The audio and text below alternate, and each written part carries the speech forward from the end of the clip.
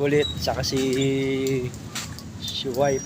Ayan, hahatid namin sa school ang aking daughter na si Colette.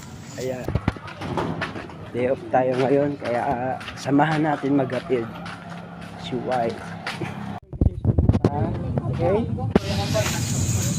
Good girl ka sa school, ha? Okay. Opo. Mag-iyak, ha? Okay. Ayan, Papa. Colette, Pa. si wife. Ayun si wife, oh. Wife! Ayun si wife. Wife! Nakita mo si Egay? Grabe ang init. Ayun si wife, saka si Colette. Ang estudyante, oh.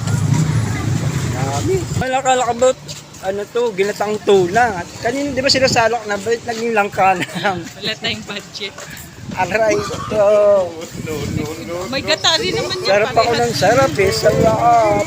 Kala ko tuna na gata ang ulam natin. Naging langka. No budget? Budget, no. Aray ko. Gulay lang, gulay. Hindi, masarap naman ito langka eh. Gulay lang. pampahaba ng buhay. Yes. Saka ano yan? Pampalakas yan.